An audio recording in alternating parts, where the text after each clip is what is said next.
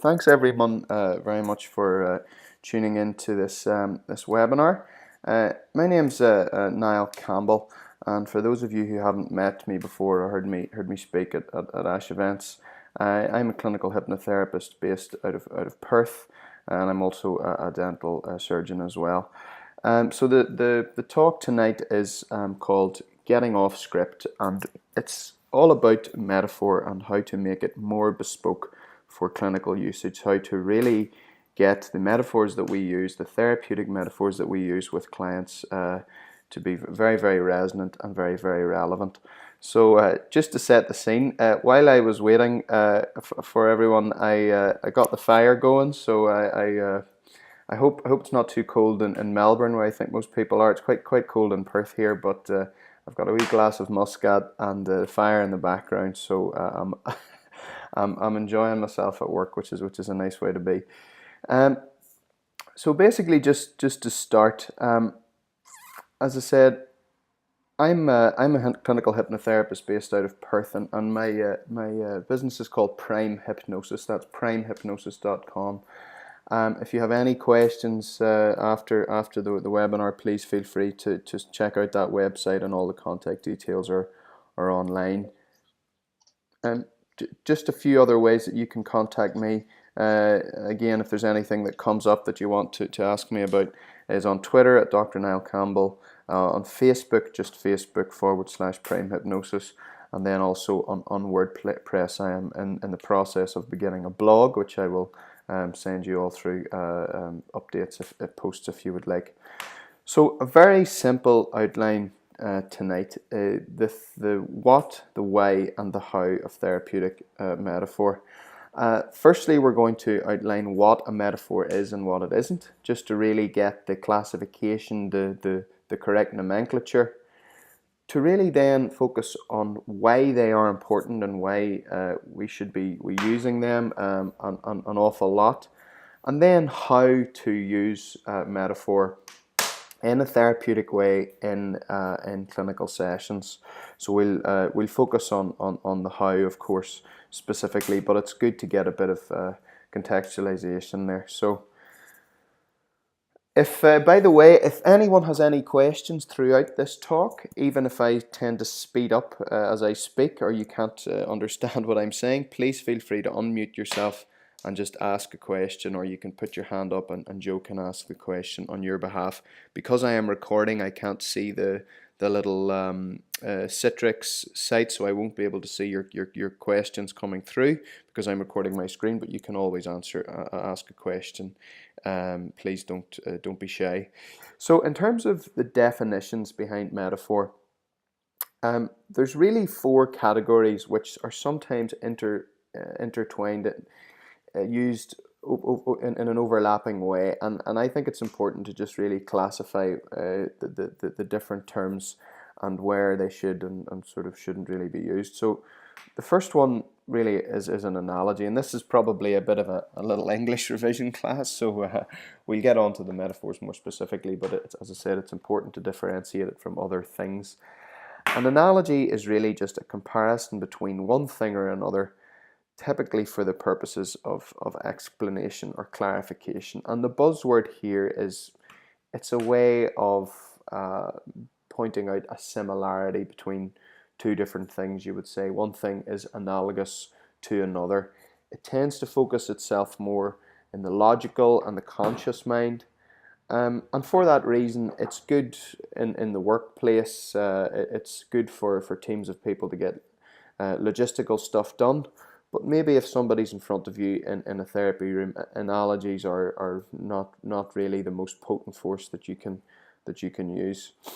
The second classification, which is often erroneously used to describe a metaphor, is a simile. And a simile is simply a figure of speech that expresses the resemblance of one thing to another of a different category, as black as coal, or whatever the case may be.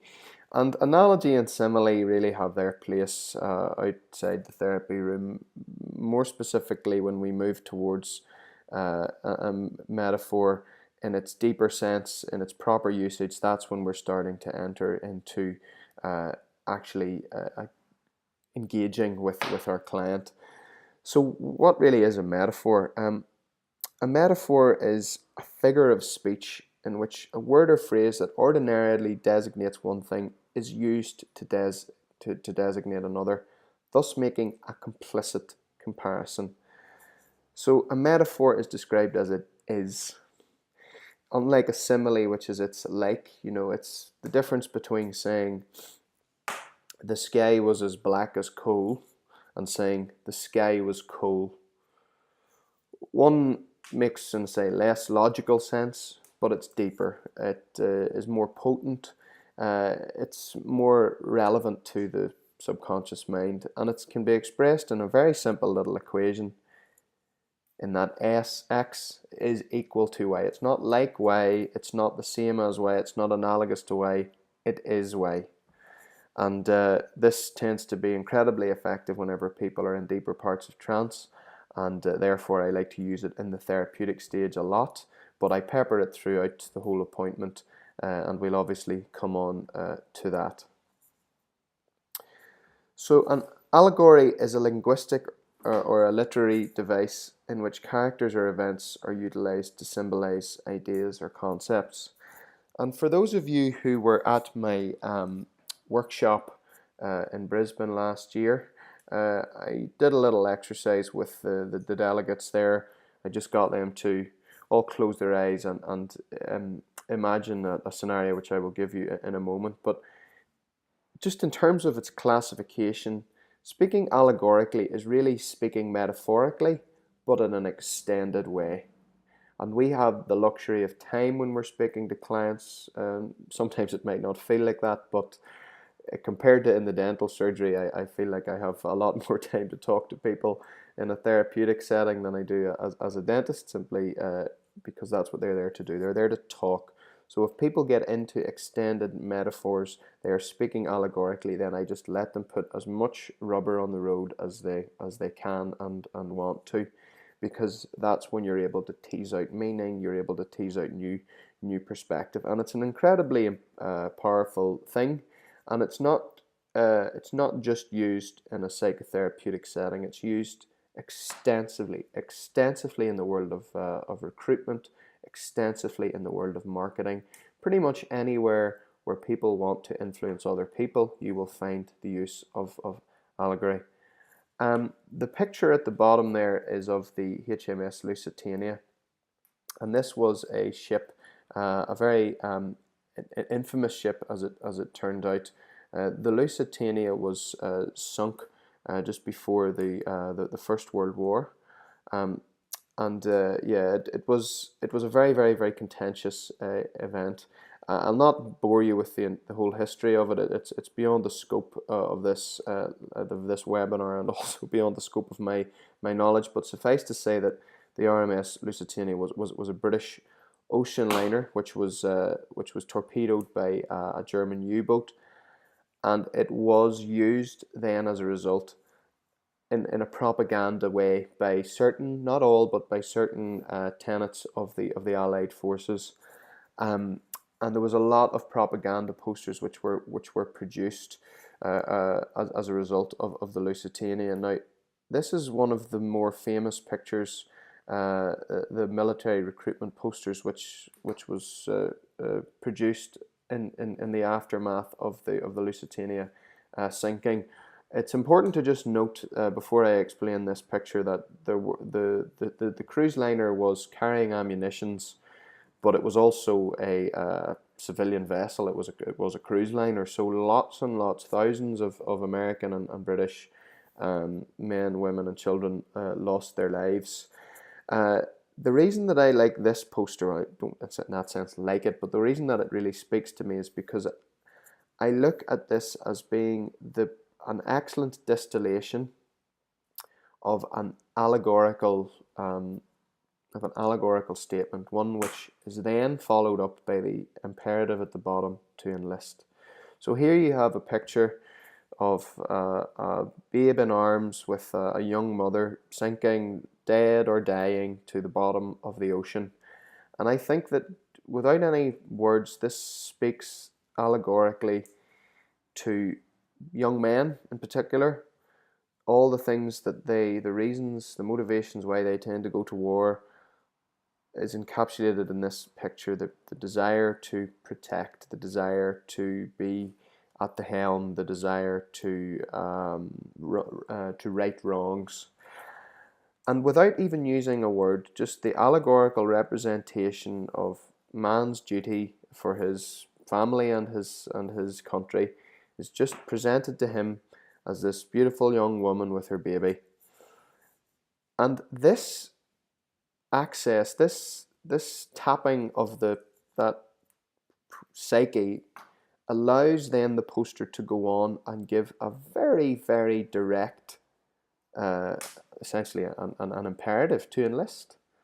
And what does that word actually mean? That word means to potentially go to your death. So, I mean, this is an incredibly powerful poster. And why am I showing this to you? Because taking it completely out of the context of war, if we are able to get through to our client in the way that this picture of the baby and the woman will have resonated with some young men who saw it, then we have generated leverage to give them some of the most prescriptive instructions that we can. Now, it's it's important to point out that that is not, most often that is not our role to give people directions. We just merely give them advice. And this might be a slightly controversial thing to say, but sometimes I think it really is our role. If someone comes to me and they want to quit smoking, I'm not exactly going to sit on the fence. I want them to quit smoking. If in a part of the session I feel that I've had an inverted commas hit with a metaphor that I think I've really connected with them on a deep level, something has really ghosted past the conscious mind and has really started to resonate with their deeper motivation, then and after that, then I feel ethically almost obligated, or well, I feel ethically allowed to then give them to repeat back to them the essentially the prescription they came to see me for, whether it was to lose weight or whether it was to quit smoking. Something pretty binary, like smoking is a good example. You either, to all intents and purposes, you either smoke or you don't. So that, as long as, I mean, I could talk for hours about this. I won't bore you too much more with this particular slide, but I think it's very, very important to realize that metaphors are not just the icing on the cake, they are the cake itself, often in the therapy room. So, again, for those of you who were at my Brisbane talk, I played a bit of music. I had a guitar, and there was a bit of a story about that. But it was just to demonstrate again that metaphors, we it's not something which we should be concerned that we're introducing metaphors to people and it's an alien concept to them. This was a song that I actually sung. It's a poem by Langston Hughes, but I put it to some music. And if we read through it very briefly, you can, very quickly, you can see that it's really just a metaphor in the first couple of lines, which is then extended, and as such, it becomes allegorical. And then, in that sense, you leverage the ability to give. The mother in this case leverages her the ability to give her son some advice. And so, well, son, I'll tell you, life for me ain't be no crystal stair. It had tacks in it and splinters and boards torn up and places with no carpet on the floor bare. It's important to say, sorry, at this point, that this was, I think, written in the 1920s in the deep south of America by an African American poet writing and speaking in that for that demographic. So you can imagine how tough her life may well have been. And all places with no carpet on the floor bare. But all the time I's been climbing on and reaching landings and turning corners and sometimes going in the dark where there ain't been no light. So boy, don't turn back. Don't you set down on the steps, 'cause you find it's kind of hard. Don't you fall now, for I still going, honey. I still climbing, and life for me ain't be no crystal stair. As after I did the workshop last year, the presentation, it made me think a lot about how people often, hindsight's a wonderful thing, but after doing this, I realized that whenever I got people to tell me about their particular history, of whatever their presenting complaint was when they were sat in front of me in the therapy room, they often, well, pretty much always extended into this type of representing their life as some overarching metaphor, and they would give me as much or as little information as we were able to get. So this metaphorical, allegorical representation of our timeline essentially is something which it's really important to respect, to tap into, to give new perspective on. And from that, this is a shameless little plug in the middle here in relation to this, but from that, I thought it would be a good idea to really find out a little bit more about certain people's lives. And I set up a podcast called Mentality, and the basic premise of this podcast is really to just chat to people from lots of different walks of life, but primarily thought leaders, entrepreneurs, and mental health professionals, to find out how tending to their mental health helps them achieve success, objective real world success. And it is every few minutes we will extend into some sort of metaphor. It seems to be an unavoidable way to converse about the deeper things in life. So that's just a little plug. It's coming online in iTunes in the next week or so, and I will send all the people here some information if you'd like to listen to that. It's a simple podcast. It's about 30-40 minutes long, and I'll be doing it most likely every fortnight or every month, probably every fortnight with various different people. One person who uses metaphor very effectively whenever he describes his own mental suffering is Stephen Fry. And again, if you were previously saw this given as a keynote speech, we demonstrated how Stephen Fry has actually benefited in his show business life from accessing hypnotherapy. But after I did that, I looked into Stephen Fry and his past a lot and realised that he has a form of bipolar. 1 in 4 people like me have a mental health problem. Many more people have a problem with that. I want to speak out to fight the public stigma and to give a clearer picture of mental illness most people know a little about. Once the understanding is there, we can all stand up and not be ashamed of ourselves. Then it makes the rest of the population realise we are like them but with something extra. Now, why did I put this little slide in? Just to sort of reorient us all that as we learn more about metaphors, as we continually professionally develop, we are really out there I feel compelled to try and help people as effectively as I can in the therapy room, and metaphor has been a fantastic way to do that. So that's just a slight digression into why I do what I do. And I'm sure you can all agree with that. So that's really, what metaphor is, and sort of how it presents itself in daily life, I suppose. So people may then say, well, okay, it's out there. You can Google a few poems and find a few metaphors. You can look up some public intellectuals like Stephen Fry, and they'll spit out a few metaphors as they talk. But why use it? Why use it in a therapeutic setting? Why use it at all? Is it not just window dressing, which ironically is a metaphor itself? Well, there's 3 reasons why, and we'll go through them individually. One is metaphors are universal. Can't get away from. They're universally accepted. Seemingly, new research has shown that metaphors are something which we are inherently programmed to utilize. Secondly, is they are ubiquitous. They are everywhere. We pepper our speech with them, and that extends doesn't seem to have any real correlation between intellect above a certain point or socioeconomic status or any of those sorts of markers. Just human beings use metaphors when they speak, so they're everywhere. And the third thing is that they are tenacious. Even if we don't want to use them, even if someone presents themselves to you and they don't strike you as the sort of person who would like a longish metaphor given to them when they're in say the therapeutic stage, or we're in the deeper parts of trance, there's a good statistical chance that they won't be able to not accept the meaning that you're trying to give to their mind. So we'll first up look at universalism.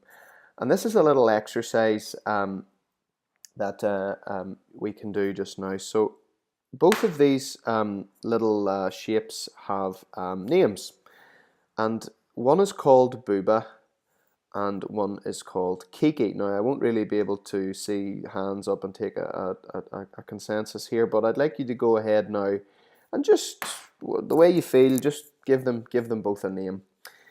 Um, I'm assuming that you gave the one on the left of your screen, the spiky one, that was called Kiki, and if you gave the one on the right, that was called Booba, then you will have been like 99% of the rest of the population. And the studies have shown this again and again.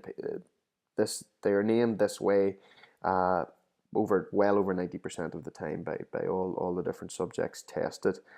Um, Now, why is this? Because we seem to make a connection between the round sound of booba and the amoeboid shape of the amoeboid lines and the roundness of the shape on the right, and then the staccato sound of kiki in the mouth, kiki, we tend to correlate with the angular outline of the shape on the left. Um, Now, metaphors have the ability to do this. We understand metaphors almost like a sort of conceptual synesthesia. And of course, synesthesia is the interpretation of one stimulus that's experienced as another, almost seemingly separate sensory input, like people will smell color, for example. And previously, this was thought to be pathological, or at least not normal. But the fact is that we seem to have an inherent ability to do this, to make these connections cognitively. And some are arguing that we're essentially born with this, that babies, because they haven't yet sort of put their systems online, oh, this is sight, this is smell, this is touch, this is sound, that these sorts of neural crossovers are present in the mind as much as they are, in the senses. So metaphors are really just a type, have an ability to do this, and we therefore understand one concept in the form of another. It's not only your special and intelligent clients can do this. That's what I'm arguing, is that pretty much everyone can do this. There's an excellent and a very accessible article in the Huffington Post about this. Um, and it's been suggested by Seitovich and Eagleman that this type of latent synesthesia, which we've just demonstrated to yourself, no one telling you, but everyone seeming to have a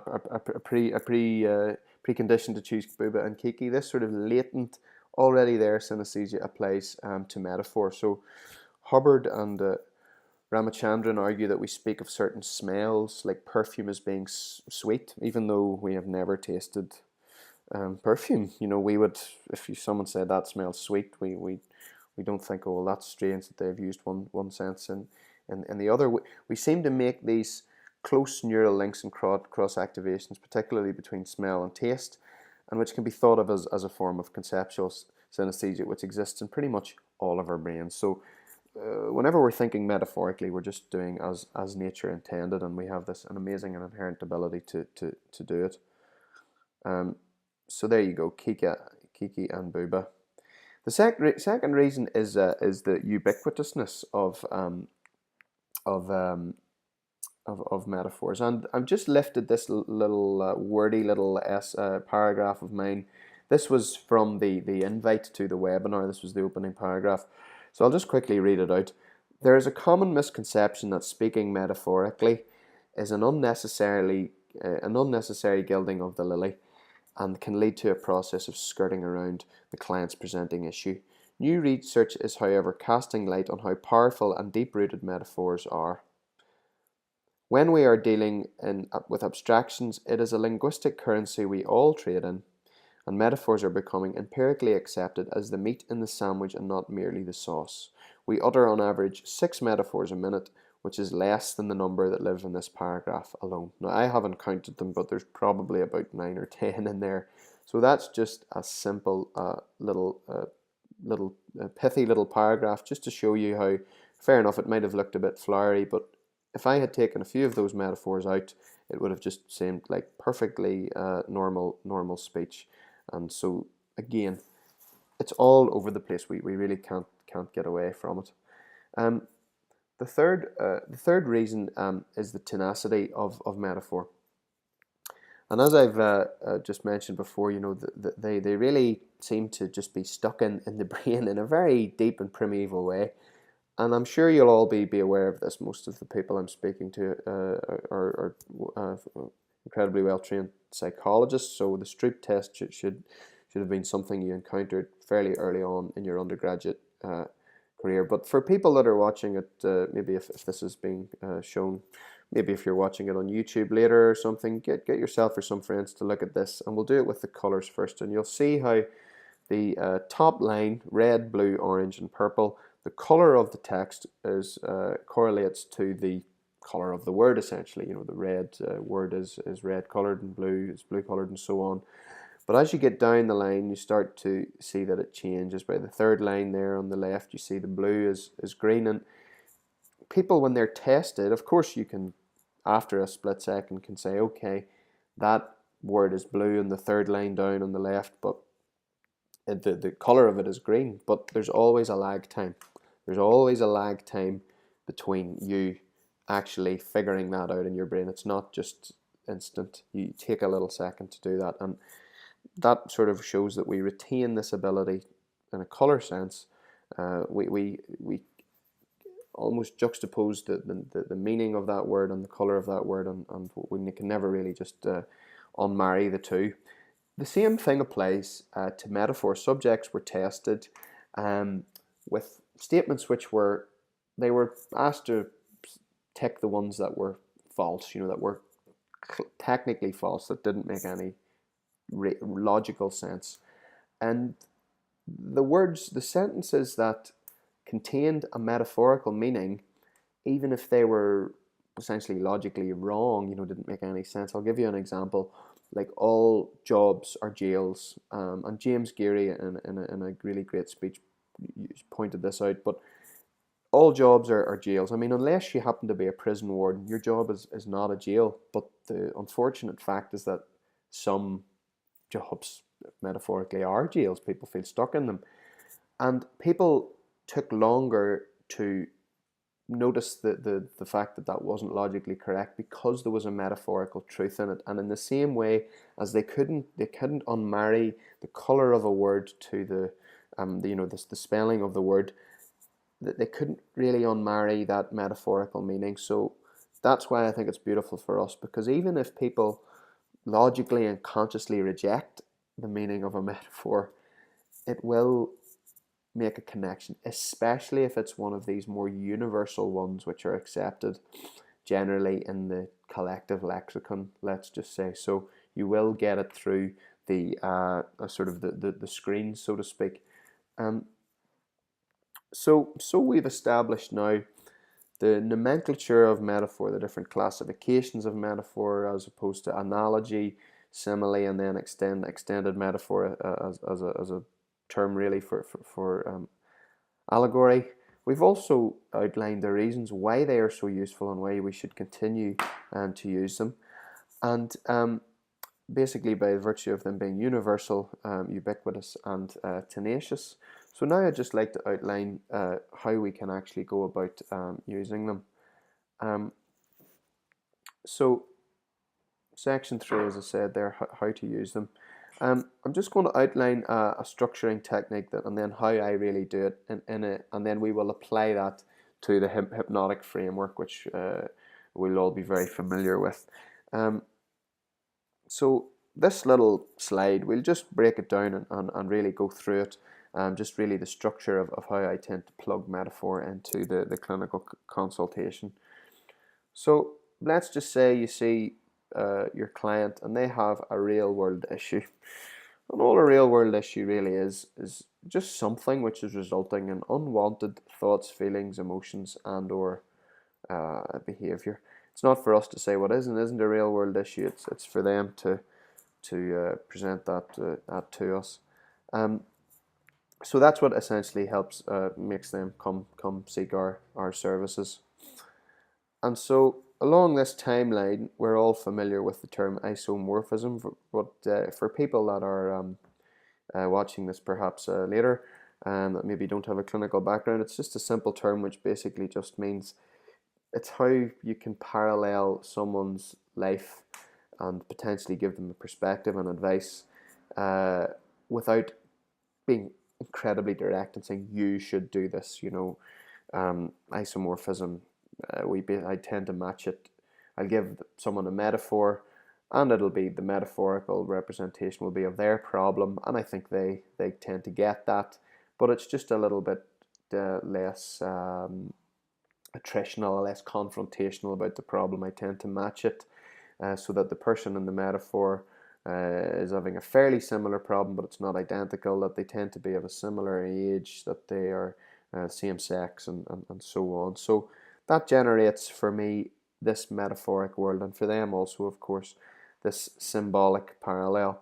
And you'll see highlighted there the term clean metaphor. So clean metaphor is a term from I think his name is David Gove, and he's a psychologist who tends to let people come in and they will present him with a metaphor for how things are. So if that lady earlier on, you'll remember from Langston Hughes's poem, had come through, she would have presented the abstraction of the struggles in her life or whatever issue she was having, maybe with raising her son, as a gnarled and crooked and difficult staircase, and then his job is to tease the meaning out of that, to let the metaphor, to not present necessarily her with one of his, or to be too real world prescriptive about things, but really more to just, let's see if there's a way that we can spruce this staircase up, if that makes sense.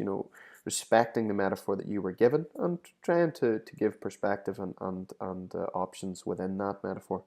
And in doing so, the aim is to move someone from a crisis to a resolution.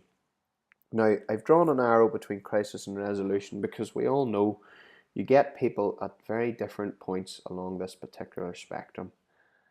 And on the one side of, and most people tend to come when they've had some sort of mini crisis, for me, in my clinic at least. Doesn't need to be very big, but there'll be something that's come up, maybe a problem at work or some problem in the relationship, or they've been given a particular diagnosis or the risk of a diagnosis, for example, about smoking, or something along those lines, or they've had a situation where they've been forced to confront a phobia, for example. So, but some people come before the crisis. Some people will realize that this is going to be an issue in their life, will try and proactively fix it. So whether someone presents themselves to me proactively, in a proactive way, or in a reactionary way, my aim is always the same, is to move them metaphorically to a resolution. And that's not me giving them the answers. If I had the answers to give them, then that would be something special. But of course I don't. I'm just trying to give them options and perspectives in a way that they can then plug back into their real life. And that's what I mean by translation. It's the option, then the event whereby they will take their learnings that you give to them, the new perspectives, the guidance. You will hopefully have help them clean up their metaphor, have extended their metaphor, have pushed through certain assumptions, and they can then take that and apply it to their back into their real life. And that's why the little grey circle with the arrow is pointing back into the real world, because the aim is for the learnings and the guidance that they receive from us to then be of some real world tangible effect for them. So the increasingly adaptive cognitive change results in the desired behavior, or they leave and they have the desired behavior, and as a result they become increasingly used to that. And that can be, for example, they may leave the surgery, and if they've, and I'll be sending you through lots of stuff about phobia, but if they've, I sometimes do a little thing where I'll say, well, a colleague of mine taught me to just ask them in as gently a way as possible, like, go back into the deeper parts of your mind. Can you find that fear? And that's you can do that to test the work, and they'll say, oh, I can't, and then they may very well leave with their fear of heights, to all intents and purposes, being overcome. And that's great. Those are the real success stories, and you love helping people in that way. They will then take that desired behavior and they will basically start to identify with this new persona, and that is incredibly powerful because that will then, of course, lead to more desired behavior. They will become more and more confident, and a positive cycle hopefully results, as opposed to the negative downward spiral that they've received, that they were in whenever they initially came to see you. So increasingly adaptive cognitive change through to their new desired behavior.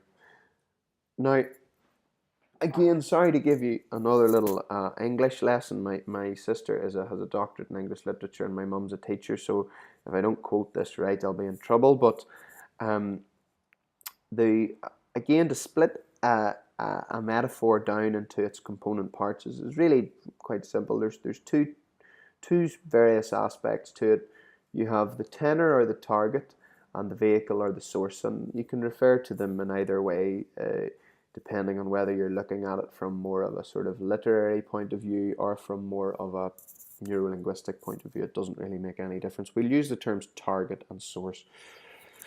So target is really the thing which is being, well, the best way to describe it is in this very famous quote from Shakespeare.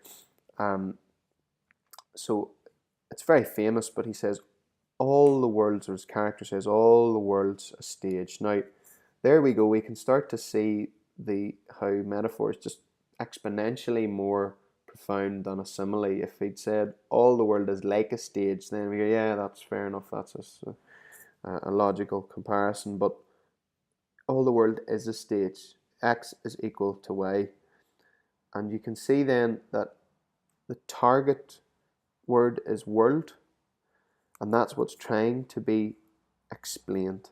And any time people come to you with a real thing and they want to speak about the emotion, or they want to speak about an issue that they have, they will inevitably move to give it a source. They will explain it abstract ways by doing this way. They'll say, the world, what's the world like to me? The world's like a stage.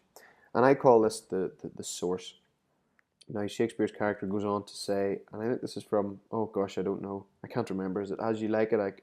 Someone will correct me. And there's many lines after this, but this is just to give us a flavour, because all the world's a stage. The metaphor has been set, and now it will be extended either by you or the client, or hopefully both.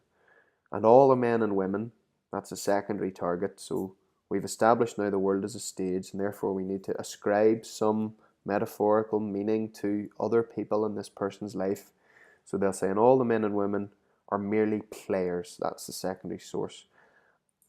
This is the ... is where we come in. Someone might say, oh, the world's a stage and all the men and women are merely players. They might say, you might come in, the most roughest bloke, and say, yeah, work's like a game of footy, and everybody's just like the roughest guys in the pitch. ... You want to know, you want to expand that metaphor. You want to really, if you really want to find out more about what's making them tick and what their schema, let's just say, is, that's the best, quickest way to get there, to really to get to nut out what their schema is. So that's basically that. So coming on to the hypnotic framework and how I would say metaphor at every stage. This is really what I really want to do is basically give people a metaphor at every stage. So I was taught, as I'm sure you all were, through the Australian Society, the hypnotic framework is really broken down into pre-induction, induction, deepening and dissociation, then therapeutic work, then post-hypnotic suggestion, reorientation, and then post-hypnotic therapy, post-hypnotic, essentially a debrief. These phases are on a spectrum. They are interchangeable. Sometimes the best sessions are the ones where all these things flow together, but I like to put metaphor in as much as I possibly can. So we'll talk about the pre-induction stage briefly. You'll see we have a few bullet points here. Priming, clean metaphor, which we have spoken about, metaphorical yes set, and cognitive diffusion. And we'll come on to the little hexaflex at the bottom in a second. So priming, I mean, I called my business Prime for, partly for this reason. I love priming. I want, before people feel like it's like, right, we're in therapy, this has begun. I want to use that nice space of time when it's fairly relaxed and people aren't, to salve any apprehension that people have, and then to almost use, if they have apprehension or any anxiety or doubts or whatever the case is, to use that altered and novel state of mind that they might find themselves in to give them little metaphorical suggestions, because without them realizing it, they will be more responsive to hypnotic suggestion at that point. And the people that use that a lot are stage hypnotists. Now, that's not, some people might be making a little crucifix at the screen now and saying, oh, don't mention stage hypnotists.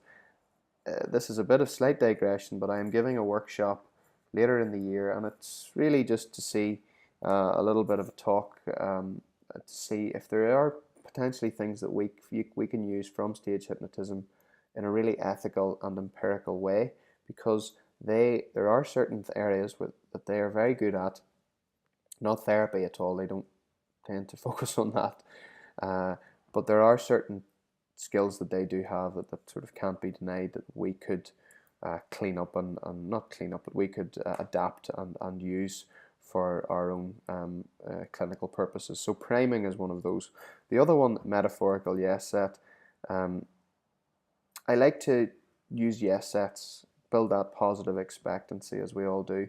I find the simplest ones are often, the metaphorical ones, and they seem to work an absolute treat. Just as the world keeps turning, just as night turns to day, day turns to night, just as the world's like a stage, and it'll just everyone will just keep on playing their parts. Things like that, things that people just seem to accept. I like to build momentum in the pre-induction doing this. Clean metaphor we have discussed. So if people present to me, the first thing they say that comes out of their mouth is what I think is going to be the overarching metaphor, then we'll just get into talking about that. And the fourth thing you'll see there is cognitive diffusion, and that brings us on to acceptance and commitment therapy. And later in the year, I will be speaking to Dr. Russ Harris, who is one of the premier exponents of the therapy, which in my opinion is much has a much sounder empirical basis than cognitive behavioral therapy. But cognitive diffusion, for those of you who aren't familiar with it, is really a way to demonstrate to people how they are potentially fusing with their issue when they come to you. And the way that I like to demonstrate that is metaphorically, and I'll just zoom in and see. You'll see this a picture. I'm looking at it now. It's on my wall, and it's an absolutely fantastic piece by an artist friend of mine that I bought from him. He's based in Melbourne. He's called Greg. He has a company called Visual Fields, and it all hangs on my wall, and it's an incredibly busy piece of art, but it's fantastic. It's huge, and it's three-dimensional, and all these pieces that you see are offcuts of like balsa wood and different types of wallpaper and stuff. And I have a little laminate cutout which I give to people, and I love the concept of cognitive diffusion, and I use a metaphor to demonstrate that to them. And some people, I've seen it using people's hands. I will explain how it's done now, but I use, basically what I'm saying is, the picture that hangs on my wall in the surgery, which people can see, I use a little A4 size piece of paper which has the print of the picture, and I use it as follows. Someone comes into me, and this is a very effective technique that I highly recommend that you use. So you could do it with their hands, okay? So bear in mind, I have this A4 piece of paper with this really busy picture on. So I'll say, for the picture, I say, now look at this laminate piece of paper. It's a very busy picture, isn't it? It's almost like all those difficult thoughts, feelings, and emotions that we all carry around with us, and people will nod and they'll say yes, and they'll say. Now there's a couple of different options that we can do with these difficult thoughts, feelings, and emotions that we just have as baggage that we carry around with us. And one is, and I get the people to hold the sheet right up, touching their nose, and I say, and this is a representation to you whenever we just fuse, we absolutely focus on nothing but our problems, when we think when we listen to that negative speak inside our own head, and when we really fuse with those feelings that we are worthless and beyond and worse, and we really are almost at one with this depression or this anxiety or whatever is the main concern. And then I'll ask them and I'll say, and when we fuse with this, can you see me? Tell me what you can see. And they'll obviously say, oh, I can barely focus my eyes. I can just see all these big, bright and harsh colors. I can't see anything else in the room. I'll say, can you see anything else in the room? Can you have a meaningful exchange with me? Can you mindfully experience the room around you and the present moment? And of course they'll say no. Then I get them to hold the piece of paper as far as they can away. And I'll say, okay, this represents all those things that we do to try and keep those difficult thoughts, feelings, and emotions as far as we can away from us. This is drinking too much. This is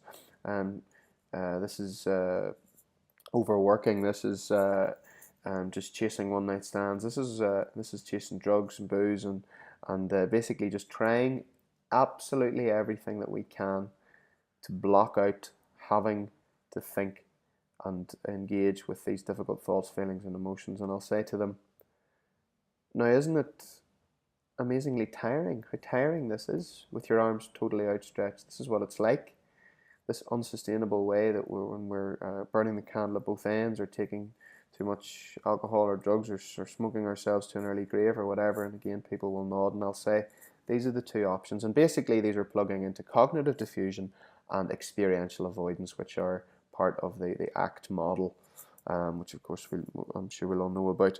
And the third option then give them, I say, you can just take that laminated piece that represents all your difficult thoughts, feelings, and emotions, and you can put it on your lap. And then they put it on their lap, and I say, doesn't that feel better with your arms? Isn't it free? Aren't you free now to have a meaningful engagement with me, to experience the world around you, to experience the room around you? And they'll say yes. And I'll say, have the problems gone away? They're still with you. They're on your lap, but they're neither fusing with you nor are they at arm's length, quite literally. So people seem to really respond to that, and I like to do that in the pre-induction because people often comment on the picture in the room. So anyway, we move on to the induction, deepening, and dissociation. I like to use a hand-to-eye fixation technique. And we'll not talk too much about that. We're going to talk about that at the workshop. I would love to see you all at the workshop, and Joe will hopefully give you a bit more details about that. It's not really time to talk about it now, but the hand-to-eye fixation and the fractionation are ways I like to get people really, really deep, and they have been sort of doctored from stuff that I have seen, which wasn't necessarily from a totally clinical setting. It was some stage hypnotists and a friend of mine who helped me to do that in a way that was ethical and consensual for clients, and make people feel safe but get them really deep. And basically it just means I get them to touch, by the time their fingers touch their forehead, they are already really moving towards deeper states of trance. Fractionation, of course, is just bringing them up and down, which really seems to work well. And a deepening metaphor that I like to use, I'm sure you've all read From Back to Front, Yapko's excellent and very accessible book. And on page 301, he has a thing called the mind's eye closure, which I'll just very briefly read. Just as you have eyes that can see the world around you, you have an inner eye that you can call the mind's eye, and it can see images and process thoughts even as you relax deeply. And you can think of your mind's eye as having an eyelid, and like your physical eye, your mind's eye can gradually close, the eyelid can gradually close as you become more tired and heavy, and it can begin to drop. And Yapko goes on to say, I had previously been hypnotized quite a few times and found the experience comfortable, but it wasn't until I was exposed to this particular technique that I experienced deeper hypnosis. This technique involves offering suggestions about imagining the presence of a mind's eye as a part of the mind, remaining active in thinking and imaging even as the body relaxes. So that I like to use that for the sorts of clients who just, they're moving and they want it to not work in a way. They want to sabotage the environment that they're in, and they think they're too strong-willed or too smart, and you just want to help them get to where they need to be. So that's how I use metaphor primarily in the deepening section. So we're moving on to therapeutic work now. And these are the toolbox metaphors, as I like to call them. Um, the three that I love to use the most are the timeline, the TV screen, and hyperamnesia, which can sometimes move to revivification, but I normally use it as hyperamnesia. And the timeline is a very simple one, which I'm sure you've all used. It's that lovely one which you can use nicely after a deepening metaphor, as long as someone's okay with stairs, and I do sometimes check that. Um, uh, no, sorry, what do I mean by being all right with stairs? As a point, there was a friend of mine who had a client, and she used to use stairs as a deepening technique, just moving down from the ninth to the 10th to the ninth, and so on and so forth. And she had an ab reaction. The patient, the client, was very, very agitated, and she obviously put her deeper, and then brought her back out so that she would and to check what had happened and give her conscious memory of the event. And the client was distressed, and had, for her, going downstairs indicated moving into being sent down to the basement, which was where certain abuse was carried out. And of course, she had been uncomfortable with stairs ever since. People that have height issues, things like that. So I do check, and I will change it to so that the person is okay. But as long as I know they're okay with stairs, I like to move directly from the stairs and say, and now you're at the bottom of the stairs and you're at a long corridor. And I use the long corridor, and the long corridor has a slope, gentle slope downwards. The long corridor is a beautiful corridor. It stretches as far as the eye can see. And sometimes I consciously let people know that this is essentially their timeline. This is their future and their past, and we can move back and forth as we want to. The idea to give it a little slope down came to me. I remember when I was in the Vatican City, when you go around the Pope's quarters, essentially these incredibly ornate and just illustrious rooms. All the corridors in the Vatican that the Pope was to walk along have a gentle slope downwards, so that the Pope would never have to walk up the hill. So I thought that was quite a nice. He never had to go up the hill, but I don't know how it happened when he got to the bottom. Maybe they put him in the Pope mobile and drive him around again. But I like the idea. Just a little aside, but that to give that slope downwards, so that even as we're doing this therapeutic work, they know the implicit association is you will always be moving deeper, as deep as you want to be. So that's the timeline metaphor, and of course it's lined with corridors, and we can go into doors. And sometimes I like to use that as a very permissive way to let people move in to a room, and I'll just say, what do you see? What's in the room? And they'll talk to me, and we'll take it from there. That's what they want to see, that's what they want to discuss with me, and something that they couldn't have told me pre-induction. Other times I will have generated scenarios for them, or we will have almost agreed upon scenarios. I like that for smoking, to give people a timeline of living without smoking, because everyone intellectually knows that 10 years from now, if they quit the cigarettes today, they're going to be happier, healthier, and as I've worked out on my website, you can go to, in 10 years, the average smoker can afford to buy a Maserati in Australia at the minute, but everyone knows that it will be better for them in 10 years. It's just given them that subconscious realization, that visceral appreciation. So that's the timeline metaphor. I then like to use the TV screen.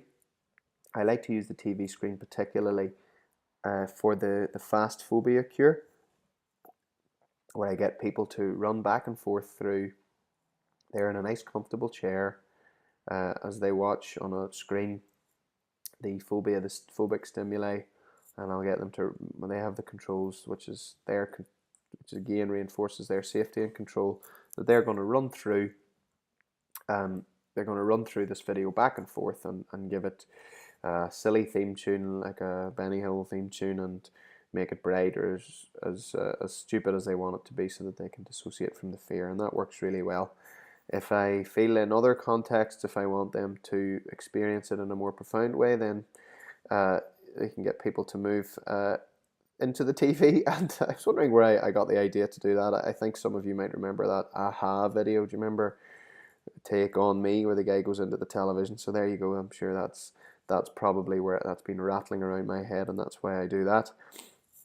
And then obviously hyperamnesia and revivification, letting the people actually be present in metaphorically or quite literally in the space that they want to be to have discussions with certain people. And of course there's a whole scope of ethics that we could talk about with regards to that, but that's really a talk for a different day. And then to just briefly touch upon the ACT metaphor. An ACT, of course, stands for Acceptance and Commitment Therapy. I've just put a picture in of the Happiness Trap, which is Dr. Harris's book, really accessible book, and it's more of a very it's aimed at the layman, of course, and it's really just an introduction, a very inobtrusive introduction to acceptance and commitment therapy in a self-help format, but I've given it to some clients and they've seemed to benefit a lot from it. And in it you will find one metaphor which stood out for me as being just really a good metaphor, a really pertinent one for most of my clients. And you'll see the picture there, that is from The Life of Pi, the movie where the young boy finds himself stranded, just floating aimlessly in the sea and he has to and there's a tiger who's also been cast away. Fantastic book, I would highly, and movie again, if you haven't seen or watched it, I would highly recommend it. But the reason I put that picture up was because that is very similar to a metaphor which is extensively used in acceptance and commitment therapy, and I like to use it in a sort of a storyboard way. When people are really deep and they're at that phase when they just don't mind you telling them a wee story. So I'm Irish. I'm sat beside a fire as I'm telling you this now. So we love a wee story, and we all do. Humans love stories. So the story, I'll truncate it as much as possible, but it goes along the lines of there was a person, and of course that's where the isomorphism creeps in, who was on a boat and is floating aimlessly at sea, and the boat has a large wooden hull, and beneath the hull are numerous different types of monsters. And sometimes I consciously let the people know what the monsters are, and I'll say these monsters were this person on the boats. They stood for shame and fear and anger and guilt and regret and whatever the case is. And as the person was floating aimlessly on the sea, the monsters remained below the hull, and he or she could hear them moving around and was absolutely petrified of the monsters, but got bored and lonely floating aimlessly at sea. And then one day saw a port, or I'd say or they saw another person floating, sailing towards in a particular direction. The person then decided that they wanted to do the same thing, and so they unfurled the sails and turned the wheel. I don't know any nautical terms, so I'll just say unfurled the sails and turned the big wheel so that they were pointed directly for the port, or they were moving after that other boat. And when that happened, and of course that indicates the person moving in the desired direction, and sometimes I'll have another boat if they're maybe trying to have confidence with approaching girls or whatever, or a port is maybe physically moving somewhere or moving to a new job or something. They get that, of course. We all do, what these things really are and what they stand for.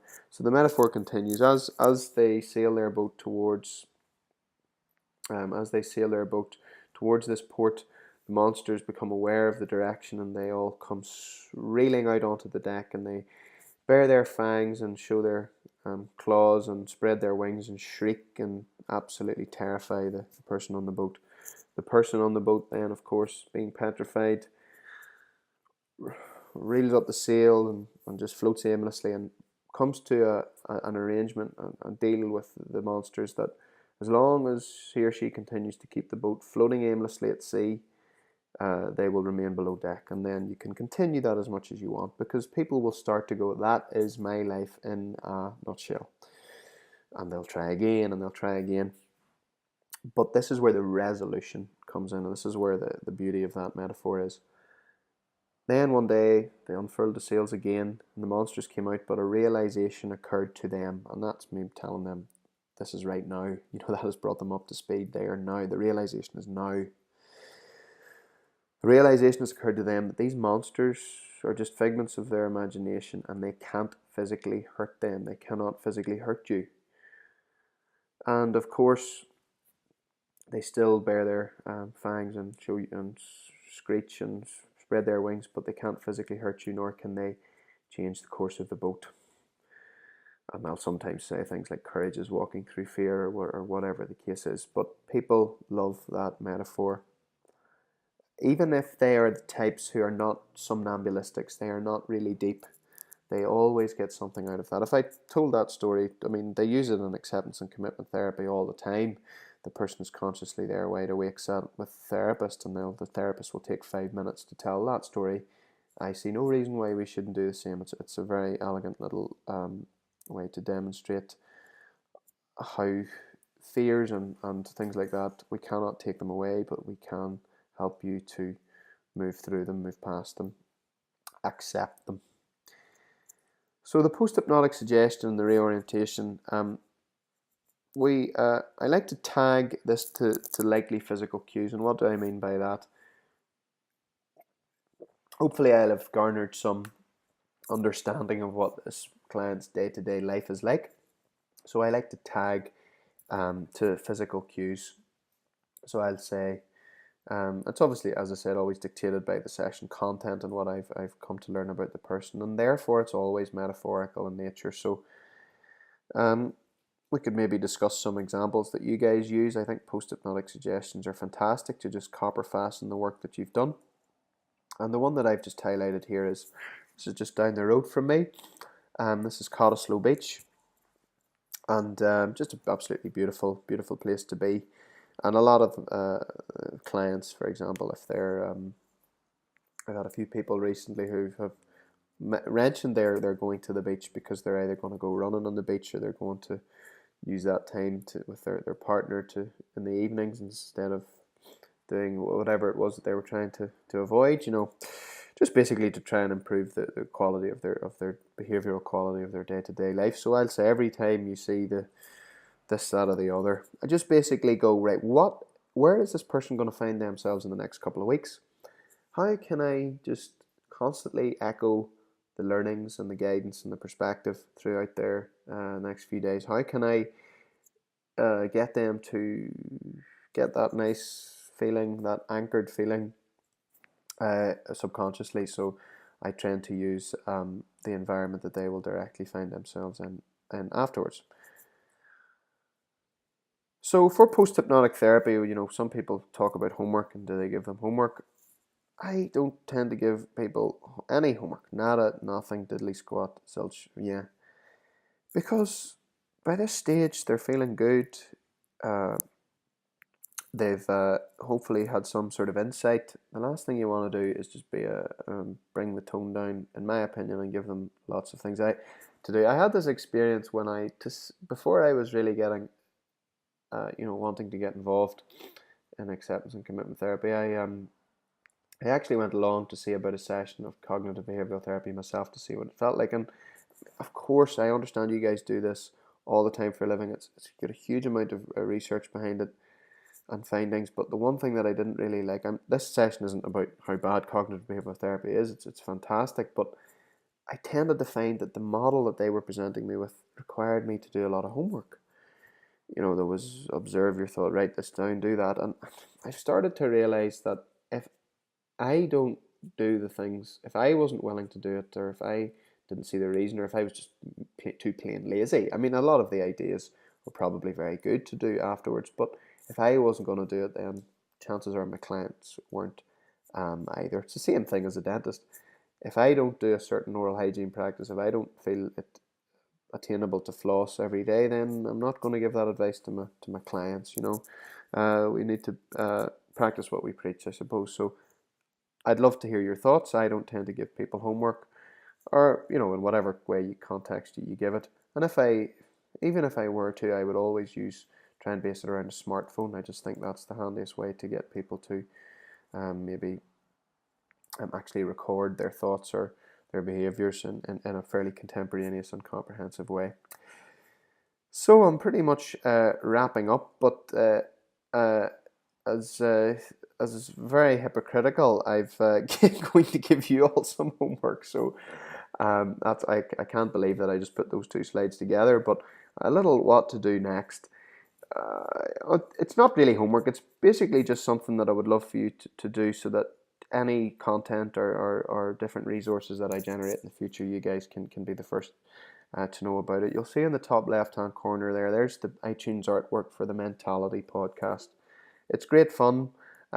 It's really informal. I've chatted thus far to a few people. I've chatted to a couple of company directors. I've chatted to a GP with a special interest in mental health.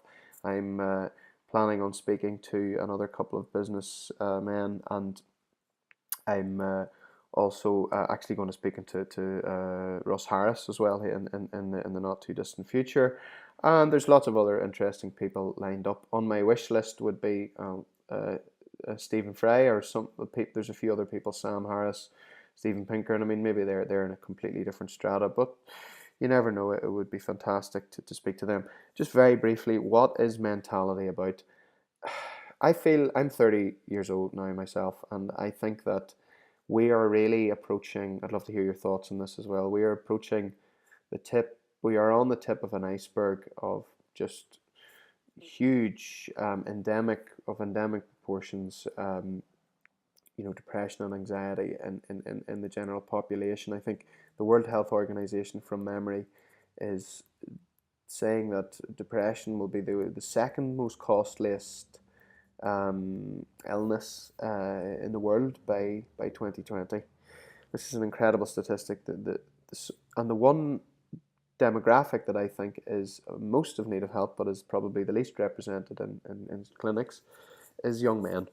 Young men are traditionally the breadwinners. They are also working on a previous generation's sort of paradigm of, oh yeah, you should have this and you should be that and you should be this and you should have. But when I was your age, I had 3 kids in a 4-bedroom house and I'd fought in a war. All this sort of stuff. So I think they are crushed by the expectations that they placed on themselves, and also as well they are the worst at reaching. So the people, as ironically is always the case, often the case, the people who most in need of our help are the least acclimatized to asking for it. The podcast is therefore a way for me to raise mental health issues and try and remove some of this incredible stigma which surrounds it. I'm incredibly honest and transparent about my own mental state, and just to sort of get this dialogue going. So I'd love to get your input on that. And if there's anybody that you think that I should be on my radar that I would talk to, please feel free to email me. That brings me on. There's my email address in the bottom right hand corner with my website logo, info@primehypnosis.com. Please feel free to email. I'll get back to you as soon as I can. I've also set up a Facebook page. I wasn't much of a Facebook guy, but it's a great way to communicate to people. So again, you'll find me on Facebook /Prime Hypnosis.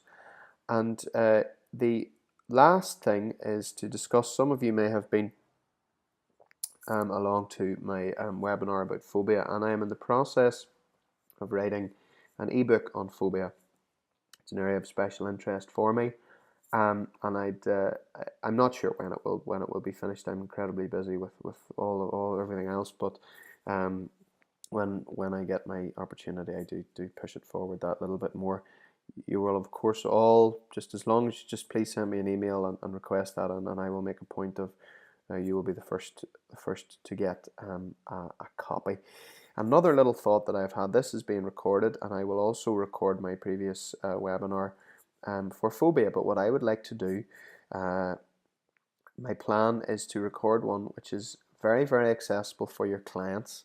I'm doing it through a software called Prezi, which allows me to put this presentation together, and I am going to make it accessible for you, so that all you will have to do is log on to or download it from a link that I will send onto an iPad or your laptop or whatever.